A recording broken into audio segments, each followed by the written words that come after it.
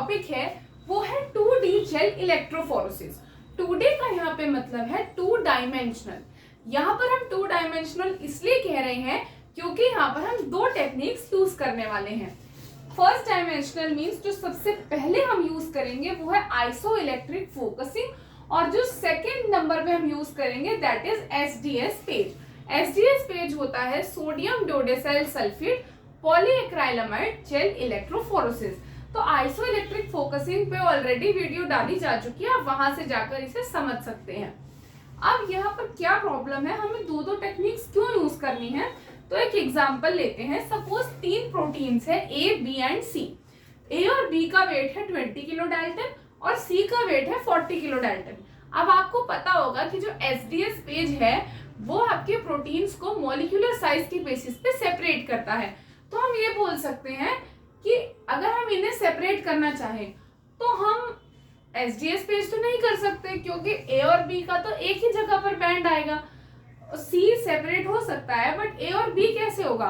तो अब कुछ लोगों का आंसर होगा on the basis of PI, iso electric point. यही तो होती है आइसो इलेक्ट्रिक फोकसिंग, जहां पर आप एक आइसो इलेक्ट्रिक पॉइंट के बेसिस पे अपने सिमिलर वेटेड अमाइनो प्रोटीन्स को आप सेपरेट कर सकते हो जो कि अमाइनो एसिड से बने हुए हैं।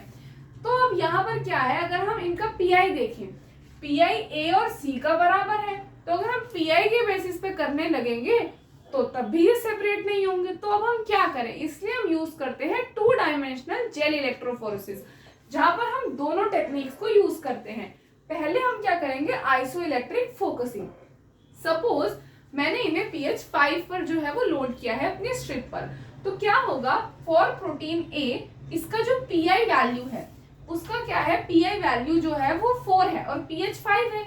तो pH is greater than PI, जिसकी वजह से इसके ऊपर एक नेगेटिव चार्ज होगा और ये रन करेगा टुवर्ड्स द पॉजिटिव इलेक्ट्रोड। जो B प्रोटीन है जिसका PI है 6, यहाँ पर क्या है, pH आपका छोटा है जिसकी वजह से इस पे होगा पॉजिटिव चार्ज और ये रन करेगा टुवर्ड्स नेगेटिव इलेक्ट्रोड। C का भी सेम ही है A जैसा, तो इस पे भी नेगेटिव चार्ज है और ये पॉजिटिव की तरफ रन करेगा। तो यहाँ पर देखो हम A और C को तो सेपरेट नहीं कर पाए, पर B अलग हो गया with the help of iso electric focusing, जहाँ पे सेपरेशन होती है आइसो इलेक्ट्रिक पॉइंट के बेसिस पे।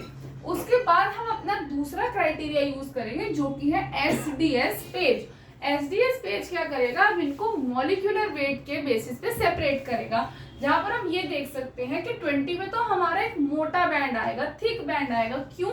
क्योंकि A और B दोनों का ही जो वेट है वो सेम है, तो इसीलिए हमें थिकर बैंड मिलेगा। पर इनसे C सेपरेट हो जाएगा क्योंकि C का वेट जो है वो 40 kg था, और हमें ये पता है कि जब भी हम SDS पेज करते हैं तो जो भी लाइट इन मॉलिक्यूलर वेट होता है वो आगे आता है और हैवी वाला पीछे रह जाता है।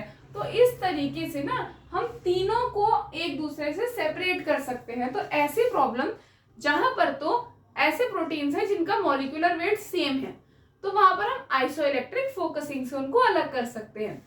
दूसरी ऐसी प्रॉब्लम जहां पर मान लो आइसो इलेक्ट्रिक पॉइंट ही प्रोटीन्स का सेम है, उनको हम मॉलिक्यूलर वेट के बेसिस पे सेपरेट कर सकते हैं।